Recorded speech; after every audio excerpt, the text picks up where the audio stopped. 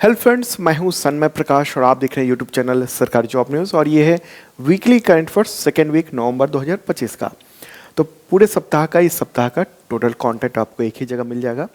और आपको पता होगा कि वीकली, मंथली, क्वार्टरली, ईयरली ये जो टॉपिक होते हैं वो सब, मतलब वो जो वीडियो होते हैं वो टॉपिक वाइज होते हैं। तो सबसे पहले राजनीतिक एंड राजनीतिक फैसले लेंगे।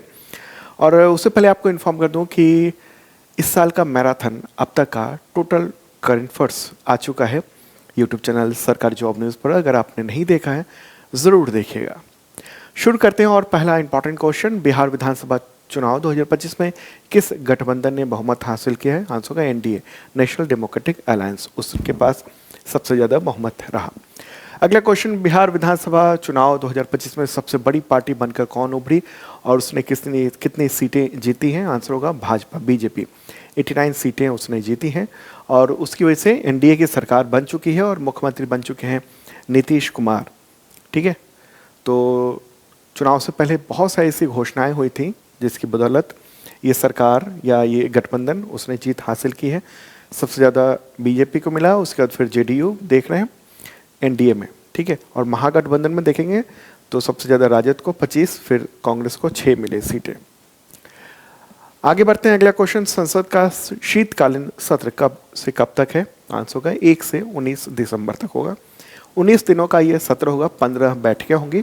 और केंद्रीय संसदीय कार्य मंत्री जो हैं किरण रिजिजू, तो उन्होंने ही 8 नवंबर को सोशल मीडिया प्लेटफॉर्म एक्स पर इसकी जानकारी दी है। ठीक है, तो कई सारे विधेयक जो हैं वो आने वाले हैं। तो जैसे जैसे आएंगे फिर मैं डिटेल आपको डेली के वीडियो में बताऊंगा, फिर वीकली, मंथली में उसको कवर करेंगे हम। अगला क्वेश्चन, किस अदालत ने देश भर के स्कूल, कॉलेज, अस्पताल, हाईवे, वहाँ से आवारा कुत्तों को हटाने का आदेश दिया नवंबर 2025 में? आंसर होगा सुप्रीम कोर्ट। साफ कह दिया सुप्रीम कोर्ट ने 6 नवंबर को कि आवारा कुत्ते, उनको स्कूल, कॉलेज, अस्पताल, सरकारी ऑफिसेज, बस स्टैंड, इन सब से दूर रहना है।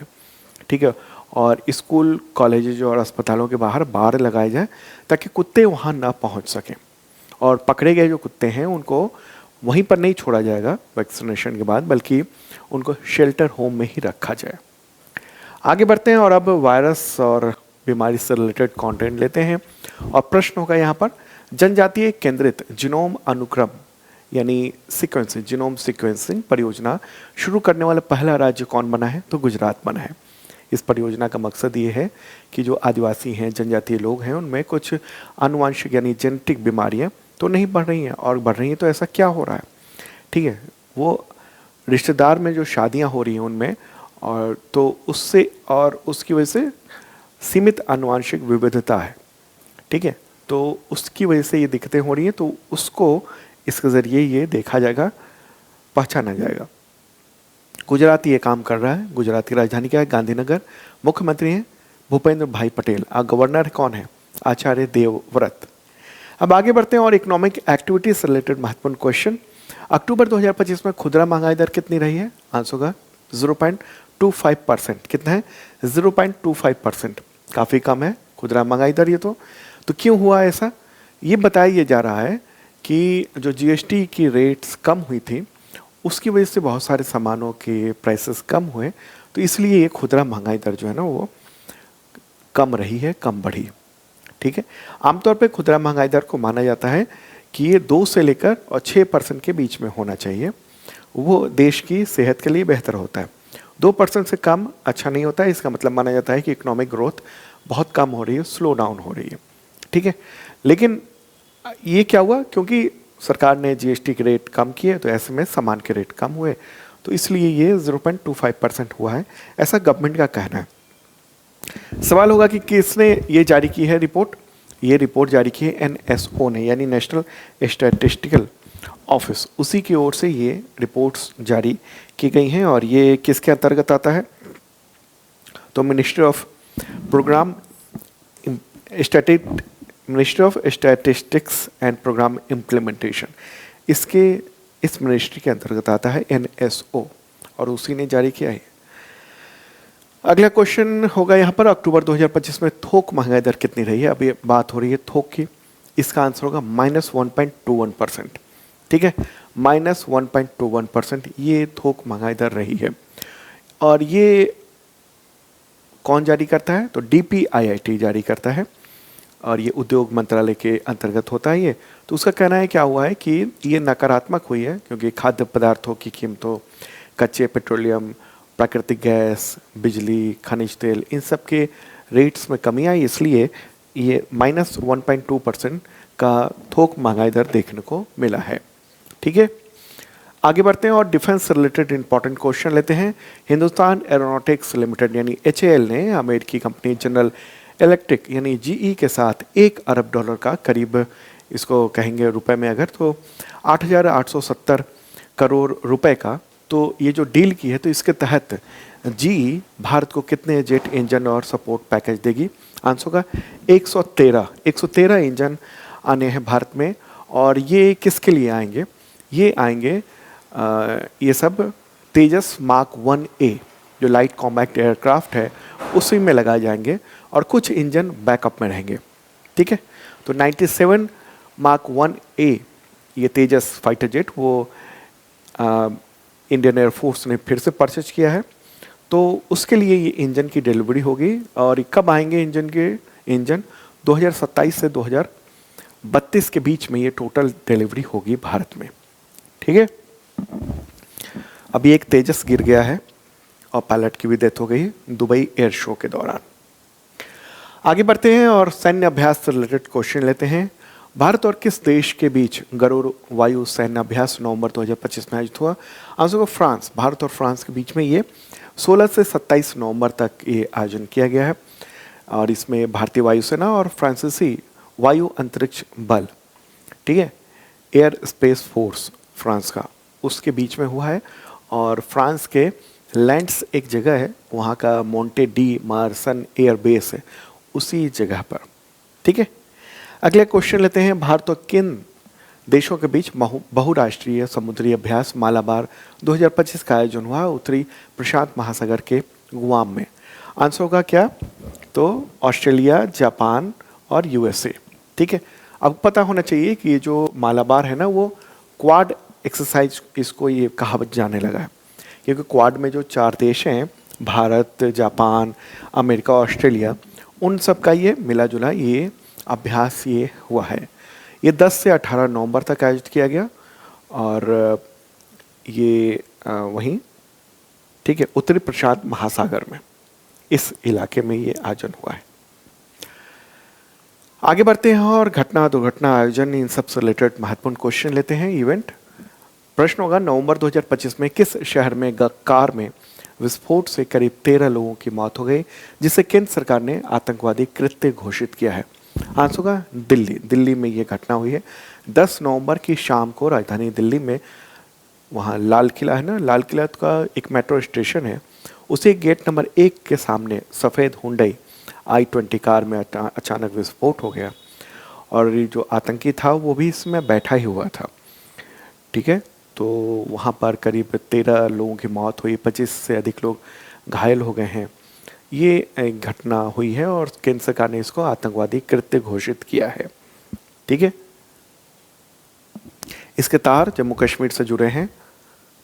ये हुआ क्या, दरअसल जम्मू कश्मीर में ना एक पोस्टर लगा था और उसी के पीछे ढूंढते ढूंढते किसने पोस्टर लगाए हैं, उसके पीछे कौन है, तो जम्मू कश्मीर पुलिस वो पहुंची फरीदाबाद में। वहाँ पर अमोनियम नाइट्रेट जो विस्फोटक है, जो आमतौर पर उसका इस्तेमाल खाद में भी होता है, मतलब फर्टिलाइज़र में भी होता है, तो उसको वहाँ पकड़ा, बहुत बड़े पैमाने पर जब्त किया है, करीब 3 क्विंटल के आसपास। और उसी के बाद इन आतंकियों के बीच में हड़बड़ी हो गई और ये विस्फोट की घटना देखने को मिली। आगे बढ़ते हैं, स्पोर्ट्स से रिलेटेड इंपॉर्टेंट क्वेश्चन। भारत के 91st ग्रैंड मास्टर कौन बने हैं?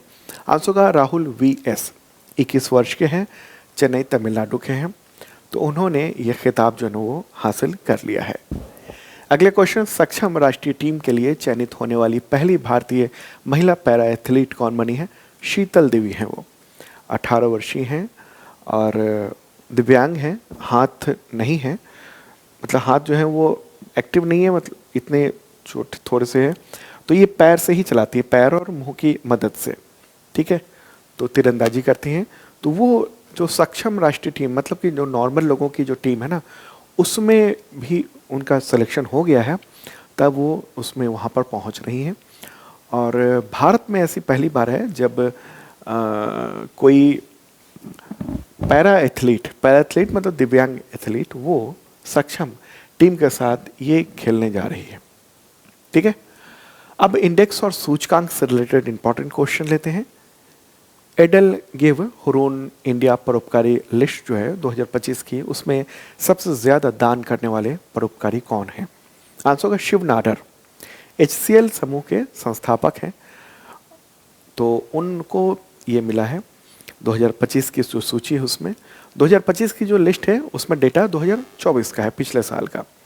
तो इसमें बताया गया है कि रोजाना औसतन 7.4 करोड़ रुपए उन्होंने दान किए हैं। टोटल पूरे साल में 2024 में 2708 करोड़ रुपए दान कर दिए। तो ये जो लिस्ट है ना, उसमें 191 इतने धनी शख्सियतों की सूची है, और 2024 में सबने 10,380 करोड़ रुपए दान किए हैं। ठीक है, तो नंबर 1 शिव नाडर हैं, दूसरे स्थान पर मुकेश अंबानी, और तीसरे पे हैं बजाज ग्रुप जो है ना, वो है तीसरे स्थान पे। अडानी 5वें स्थान पे है।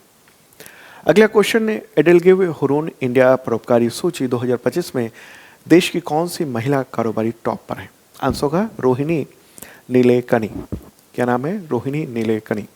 सबसे ज़्यादा दान देने वालों की सूची में टोटल 24 महिलाएं हैं, उनमें नंबर 1 ये है। ये कौन है? तो इन्फोसिस के जो सह संस्थापक हैं, को फाउंडर नंदन नीलेकनी, उनकी पत्नी है रोहिणी नीलेकनी। तो ये टॉप पर है। आगे बढ़ते हैं और निधन से रिलेटेड इंपॉर्टेंट क्वेश्चन। नोबेल पुरस्कार विजेता जेम्स डी वाटसन का निधन हो गया 7 नवंबर 2025 को। तो उन्हें किस खोज के लिए नोबेल पुरस्कार मिला? आंसर का DNA की संरचना की खोज उन्होंने की थी। संयुक्त रूप से उनको ये अवार्ड मिला था, संयुक्त रूप से ये खोज भी की थी उन्होंने। 1962 में इनको ये पुरस्कार मिला था, नोबेल प्राइज़। 2 और वैज्ञानिकों को मिला था इसी खोज के लिए, फ्रांसिस क्रिक और मॉरिस विल्किंसन। हाँ, मॉरिस विल्किंसन, उनके साथ इनको ये अवार्ड मिला था। इनकी उम्र लगभग 97 ईयर की थी, और इन्होंने 1953 में DNA के डबल हेलिक्स जो संरचना है ना, उसकी खोज की थी। ठीक है, डबल हेलिक्स ये इस तरह का, ये वाला जो संरचना है, इसकी खोज की थी। ठीक है, उसकी वजह से चिकित्सा जगत में क्रांतिकारी बदलाव आए थे। आगे बढ़ते हैं, अगला क्वेश्चन। सुलक्षणा पंडित का निधन हो गया 6 नवंबर 2025 को। तो उन्हें किस क्षेत्र के लिए, किस क्षेत्र में प्रसिद्ध थी? आंसर क्या होगा इसका? इसका आंसर होगा गायन में भी और एक्टिंग में, A और B दोनों होगा। ठीक है, काफ़ी पॉपुलर ये एक्ट्रेस थी। 1975 में फिल्म संकल्प का गाना तू ही सागर है तू ही किनारा, इसके लिए उनको फिल्म फेयर अवार्ड भी मिला था उस दौरान। ठीक है, तो काफ़ी अच्छी पॉपुलर थी। अगला क्वेश्चन लेंगे हम लोग GI टैग से रिलेटेड, और इसका जो PDF है वो शार्प लर्निंग ऐप पर मिलेगा।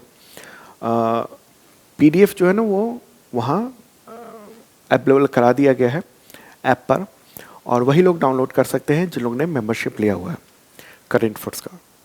तो 2 तरह के मेंबरशिप प्लान है, एक बेसिक मेंबरशिप प्लान है और एक ISPCS मेंबरशिप प्लान है। तो डिटेल इस वीडियो के डिस्क्रिप्शन मैंने दे दिया है, तो शार्प लर्निंग ऐप पर जाकर आप उसको देख सकते हैं। तो GI टैग से रिलेटेड क्वेश्चन लेते हैं हम लोग। उत्तर प्रदेश के किस जिले की पारंपरिक जरी पोशाक को GI टैग मिला है? आंसर होगा मथुरा। मथुरा की जरी पोशाक है, भगवान श्री कृष्ण से जुड़ी हुई है, तो ये मिला है। GI टैग क्या होता है? जियोग्राफिकल इंडिकेटर, यानी भौगोलिक संकेत। तो ये प्रतीक है कि ये जो उत्पाद है, ये जो प्रोडक्ट है, वो एक खास जगह की है। अगला क्वेश्चन, उत्तर प्रदेश की किस जिले के वाद्य यंत्र बिगुल को GI टैग मिला है? आंसर होगा मेरठ। हम लोग कहते हैं ना, बिगुल फूंक दिया गया है, मतलब शुरुआत हो चुकी है, तो यही बिगुल है। ये वाद्य यंत्र है, और इसको वहाँ का जो ये खास है, उसे GI टैग दिया गया है। अगला क्वेश्चन, किस राज्य के अंबाजी संगमरमर को GI टैग प्रदान किया गया? आंसर होगा गुजरात। अंबाजी जहाँ ये जो एक शक्तिपीठ भी है, तो वहाँ का संगमरमर है बहुत हाई क्वालिटी के लिए जाना जाता है, सफ़ेद पत्थर का है, तो उसको ये जीआई टैग प्रदान किया गया है। अगला क्वेश्चन, किस राज्य के पारंपरिक वाद्य यंत्र तुंगबुक और पोमटोंग पुलित उसको जीआई टैग प्रदान किया गया? आंसर होगा सिक्किम। तुंगबुक और पोमटोक, ये देख रहे हैं आप, इस तरह का होता है ये। तो ये 3 तार वाला वाद्य यंत्र है, और जबकि पुंगटोंग जो है ना, वो पुंगटोंग पुलित, वो बांस की बांसुरी है, तो उसको जीआई टैग दिया गया है वहाँ के स्पेशल होने की वजह से। वहाँ की पारंपरिक लोक संगीत, इन सब में इसका बहुत ही उपयोग है। अगला क्वेश्चन यहाँ पर होगा, किस राज्य के पन्ना का हीरा उसे जीआई टैग दिया गया है? आंसर होगा मध्य प्रदेश। ठीक है, मध्य प्रदेश। एक गाना भी ना, पन्ना की तमन्ना है कि हीरा उससे मिल जाए, हालांकि वो कैरेक्टर का नाम था, लेकिन यहाँ पन्ना एक जगह है मध्य प्रदेश का, वहीं पर हीरे की खदान है और वहाँ हीरा मिलता है और वो बहुत ही मशहूर है, बेशकीमती रत्न मिलता है वहाँ पर। ठीक है, चलिए आगे बढ़ते हैं। और दोस्तों, पसंद आए ना तो लाइक बटन दबा देना इस चैनल को, इस वीडियो को, और शेयर कर लीजिएगा अपने दोस्तों को। और अगर आपने अब तक इस चैनल को सब्सक्राइब नहीं किया है तो ज़रूर कर लें। क्वेश्चन होगा यहाँ पर, किस देश में 43 डेज का रिकॉर्ड गवर्नमेंट शटडाउन 12 नवंबर को समाप्त हुआ है? आंसर होगा अमेरिका, यूएसए। 1 अक्टूबर को ये शटडाउन शुरू हुआ था। अब आप कहेंगे कि शटडाउन होता क्या है, इसका मतलब क्या हुआ? दरअसल वहाँ बजट पास नहीं हो पा रहा था वहाँ की संसद यानी कांग्रेस में, और इसी की वजह से जब विधेयक पास नहीं हुआ तो जो गैर जरूरी चीज़ें थी वो सब कुछ रोक दी गई थी। बहुत सारे स्टाफ को छुट्टी भेज दिया गया था विदाउट सैलरी। तो इसी को कहते हैं गवर्नमेंट शटडाउन। और ये कई बार क्या होता है ना, वहाँ की कांग्रेस में बहुमत नहीं है अगर राष्ट्रपति के पास, वहाँ राष्ट्रपति प्रणाली है, राष्ट्रपति इंडिपेंडेंट भी है, लेकिन बहुत सारी चीज़ों के लिए परमिशन लेनी पड़ती है कांग्रेस से, यानी वहाँ की संसद से। वहाँ की संसद को कांग्रेस कहते हैं। ठीक है, तो अब जब मिल गई परमिशन, बजट पास हो गया, तब 12 नवंबर को यह समाप्त हुआ शटडाउन। आगे बढ़ते हैं, अगला question, prime minister Narendra Modi नवंबर 2025 में किस देश के चौथे राजा जिग्मे सिंगे वांगचुक के 70वें जन्मदिन समारोह में शामिल हुए? आंसर होगा भूटान। ठीक है, भूटान के 11 नवंबर को 2 दिवसीय यात्रा पर भूटान पहुंचे थे। पारो एयरपोर्ट पर भूटान के प्राइम मिनिस्टर शेरिंग तोब्गे ने प्राइम मिनिस्टर नरेंद्र मोदी का स्वागत किया था। ठीक है, तो ये चौथे राजा जो थे, जो अभी वर्तमान में राजा है ना, जिग्मे खेसर नामग्याल वांगचुक, ठीक है, तो उनके पिता, ठीक है, तो उन्हीं के जन्मदिन के समारोह में वो पहुंचे थे। ठीक है, भूटान यहाँ है। अगला question, prime minister Narendra Modi ने नवंबर में भूटान की भूटान की 2 दिवसीय जो यात्रा की, उस दौरान वहाँ के राजा जिग्मे खेसर नामग्याल वांगचुक उनके साथ मिलकर किस संयुक्त रूप से विकसित परियोजना का उद्घाटन किया? आंसर क्या होगा इसका? आंसर होगा ये जल विद्युत परियोजना है, पुनात सांगछू द्वितीय, ये जल विद्युत परियोजना है, उसका उद्घाटन किया उन्होंने, दोनों ने मिलकर। और ये जो प्रोजेक्ट है वो 1020 मेगावाट क्षमता का है, और इसके लिए भारत सरकार ने पूरी तरह से फंड दिया है। 30% अनुदान है और 70% लोन है। ठीक है, तो ये है महत्वपूर्ण बात। ठीक है, इसके अलावा कुछ घोषणाएं भी की गई हैं कि पुनान सांगछू 1 जो है ना, उसके लिए मुख्य बांध संरचना का काम फिर से शुरू करने पर सहमति बनी है। वाराणसी में एक भूटानी मंदिर, मठ और अतिथि गृह के निर्माण की बात हुई है। ये लेफू, उसके पार वहाँ पर एक इमिग्रेशन चेक पोस्ट स्थापित किया जाएगा, ये सब तय हो गया है। ठीक है, इसके अलावा भी है, भूटान को 4,000 करोड़ रुपए की ऋण सहायता दी जाएगी। रिन्यूएबल एनर्जी के क्षेत्र में एमओयू साइन किया गया है, स्वास्थ्य चिकित्सा के क्षेत्र में एमओयू साइन किया गया है, और भी कई सारे सचिवालय वगैरह निर्माण, इन सब के लिए भी एमओयू साइन किया गया है। अगला क्वेश्चन लेते हैं, किस देश ने अपने वीज़ा नियमों में बदलाव किया जिसमें स्वास्थ्य समस्याओं वाले अप्रवासियों को वीज़ा देने से इनकार का प्रावधान है? आंसर होगा अमेरिका। तो हार्ट डिजीज, डायबिटीज, कैंसर, सांस की दिक्कत, न्यूरोलॉजिकल डिजीज, मानसिक स्वास्थ्य और विकलांगता, इसके अलावा मोटापा, अगर ये सब है तो फिर वहाँ क्या वीज़ा नहीं मिल सकता है। अमेरिका का जो विदेश विभाग है उसने 7 नवंबर को ये निर्देश अपने तमाम दूतावासों को दिए हैं और साफ तौर पे कहा है कि अगर ऐसी समस्या है तो उनको वीज़ा नहीं दिया जाए। मुश्किल हो सकता है, मतलब निषेध नहीं किया गया पूरी तरह से, लेकिन इनकार का प्रावधान भी रखा गया है कि इन वजहों से इनकार किया जा सकता है। और वो ये देखेगा कि कहीं वो आके बस तो नहीं जाएगा और उसका खर्चा वहाँ की सरकार को तो नहीं उठाना पड़ेगा उसके इलाज का, इसलिए ये काम किया है। ट्रंप बहुत ही मतलब इस मामले में सख्त हैं कि कोई प्रवासी उनके यहाँ रहे और उस पर सरकार का खर्चा हो। अब आगे बढ़ते हैं, दिवस से रिलेटेड महत्वपूर्ण क्वेश्चन लेते हैं और इस वीडियो के आखिरी हिस्से में आ चुके हैं। प्रश्न होगा, विश्व निमोनिया दिवस कब मनाया जाता है? 12 नवंबर को मनाया जाता है। और जो निमोनिया है, फेफड़े में जो समस्या हो जाती है उसको लेकर, ठीक है। अगला क्वेश्चन, विश्व diabetes day, world diabetes day तो 14 नवंबर को मनाया जाता है और थीम है जीवन के विभिन्न चरणों में मधुमेह, ठीक है। मतलब अब डायबिटीज़ कोई केवल बुजुर्गों की बीमारी नहीं रह गई है, युवाओं की बीमारी है और बहुत सारे बच्चों में भी ये समस्या आ रही है डायबिटीज़। अगला क्वेश्चन होगा, जनजातीय गौरव दिवस कब मनाया जाता है? तो वो 15 नवंबर को मनाया जाता है। बिरसा मुंडा, उनकी जयंती को जनजातीय गौरव दिवस के रूप में आयोजित किया जाता है। 2021 से लगातार आयोजित किया जा रहा है। अगला क्वेश्चन, लोक सेवा प्रसारण दिवस कब मनाया जाता है? तो 12 नवंबर को मनाया जाता है। 12 नवंबर को दरअसल 1947 में ऑल इंडिया रेडियो दिल्ली में वहाँ पर राष्ट्रपिता महात्मा गांधी उन्होंने पहली और एकमात्र यात्रा की थी, तो उसी के याद में ये दिवस मनाया जाता है। अगला क्वेश्चन, शिशु संरक्षण दिवस कब मनाया जाता है? तो 7 नवंबर को मनाया जाता है, शिशुओं की उनकी सेहत को ध्यान रखने के लिए। अगला क्वेश्चन, शांति और विकास के लिए विश्व विज्ञान दिवस कब मनाया जाता है? तो 10 नवंबर को मनाया जाता है। यूनेस्को ने इसको 2001 में घोषित किया था। राष्ट्रीय शिक्षा दिवस कब मनाया जाता है? तो 11 नवंबर को मनाया जाता है, राष्ट्रीय शिक्षा दिवस। ओके, अगला क्वेश्चन लेते हैं, राष्ट्रीय कानूनी सेवा दिवस कब मनाया जाता है? तो 9 नवंबर को मनाया जाता है और ठीक है, 9 नवंबर को। तो दोस्तों ये था इंपॉर्टेंट करंट अफेयर्स आप सबके एग्जामिनेशंस के लिए।